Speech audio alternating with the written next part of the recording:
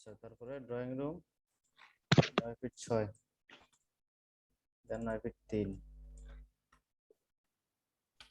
Same processing এ আপনি প্রত্যেকটা জায়গার মেজারমেন্ট গুলো কিভাবে করে ইন্ডিকেট করে নেবেন। এটা এই রুমটা সেম, আমার লিখতে হবে না, জাস্ট কপি করে এনে বসে দিব। এটাও সেম। আচ্ছা, এটা থেকে গেলাম, দেখি এখানে কত আছে, 10 ফিট 6, এটা চেঞ্জ করতে হবে। 10 ফিট 6। আচ্ছা, এখানে হাইটটা 10 ফিট 6, ঠিক আছে, এখানে কি আছে?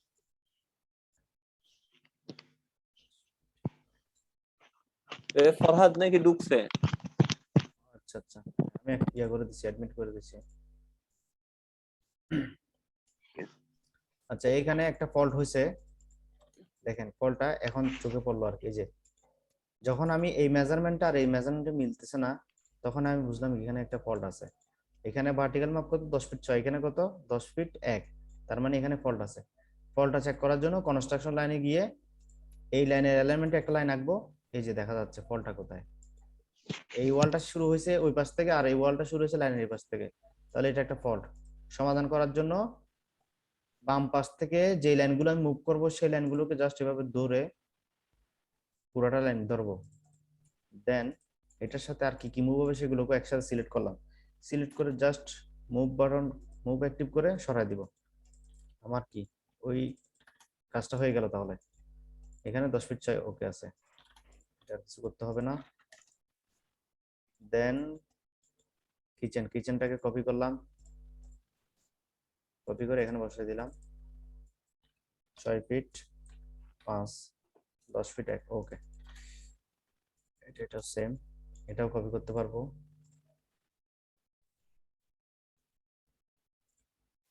গেল। তারপর ড্রয়িং রুমটা কপি করব। এখানে ড্রয়িং রুমটা এখানে, আর এটা হচ্ছে ডাইনিং রুম হয়ে গেছে এই জায়গাটা। এটা আছে 9 ফিট 6, 10 ফিট 1, 10 ফিট 1। দেন ড্রয়িং আছে 11, 10, 9 ফিট 5।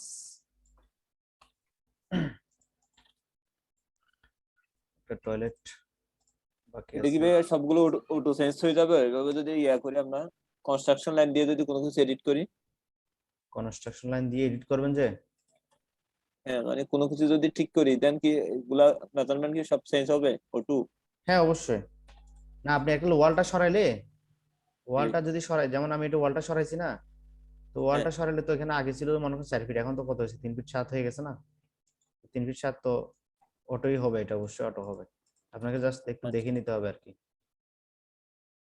চোখ কান খোলা রাখতে হবে। অটোক্যাডে কিন্তু ভুল হয় প্রচুর, কারণ হচ্ছে অটোক্যাড কম্পিউটার বিষয়, তো কম্পিউটার বিষয়ে অনেকগুলো মানে ভুল হওয়াটা একদম স্বাভাবিক। বড় বড় প্রজেক্টে অনেক ভুল হয় এই কারণে, মানে অটোক্যাড এক্সপার্ট যারা আছে এরাও কিন্তু অনেক সময় ভুল করে, যার কারণে সাইটে গিয়ে অনেক প্রবলেম হয়। সামান্য ছোটখাটো একটা মাপজোক প্রবলেম নিয়ে অনেক কিছু হয়ে যায়।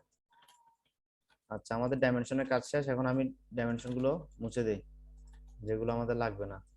আচ্ছা, এটা লাগবে, এটা তো পার্কিং এরিয়াটা তো আমি ইন্ডিকেট করে নিই। এটা আমাদের কি পার্কিং,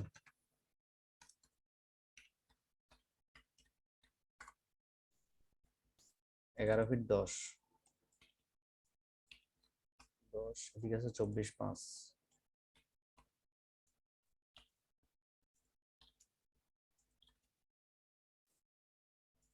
দেন আমাদের এসটিআর রুমটা বাকি আছে। এসটিআর রুমটার ক্ষেত্রে আমি এদিকে নিয়ে টেক্সটটাকে, এসটিআর রুমের সাইজ কত, 8 ফিট বাই 18, প্রথমের মাপটা 18, 0, এদিকের মাপ হচ্ছে 8 ফিট।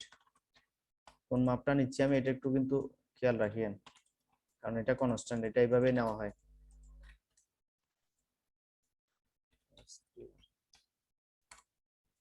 ওকে, তাহলে আমাদের প্ল্যানিং এর মধ্যে যেগুলো করার দরকার এগুলো মোটামুটি হয়ে গেছে।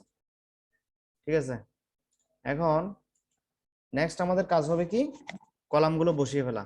কলামগুলো বসানোর পরে তার পরবর্তী কাজ হচ্ছে এখানে কিছু ট্রিম এক্সটেন্ডের অনেক কাজ আছে। আচ্ছা, এখানে একটা জানালা এটা বাকি রয়ে গেছে, ইনসার্টে গিয়ে এখানে আমরা দিব 4 ফিটের একটা উইন্ডো। হ্যাঁ, 4 ফিটের উইন্ডো নিয়ে আসি, রোটেট করি, দেন মুভ করে এখানে আপাতত একটা জায়গায় বসাই এটাকে। এগুলো আমরা কারেকশন করব। আচ্ছা, ওকে। এরপরে পরবর্তী কাজ হচ্ছে কলাম তো অবশ্যই বসাবো। কলামের আগে আমরা 3 ক্যাটাগরির যে ডোর বানাইছি, 3 ক্যাটাগরির ডোরে 3টা ক্যাটাগরি দিব, D1, তারপর দিব D2, তারপর D3, D2 দিব, D3 দিব। এরপরে সেম ভাবে উইন্ডো তো আমরা 3-4 ক্যাটাগরি বানাইছি মনে হয়, তাহলে যেগুলো ইউজ করছি সেগুলো আমরা কি মার্কিং করার জন্য W দিব, W1, W2, দেন W3, শিট।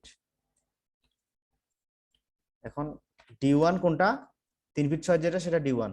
তো আমি D1টা কপি করে যেখানে যেখানে 3 ফিট 6 ডোর আছে সেখানে সেখানে বসাই দিব, এইভাবে করে জাস্ট একবার কপি করে ধরে বসাই দিব। এরপরে D2 হচ্ছে যে 3 ফিট ডোর যেটা, সেটা হচ্ছে রান্নাঘরের। এইভাবে করে প্রত্যেকটা আমি মার্কিং করবো। এই ছবিটা একটু দেখবেন ভালো করে, হ্যাঁ, এই ছবিটা দেখে বুঝতে পারবেন। তাহলে এই হচ্ছে বিষয়।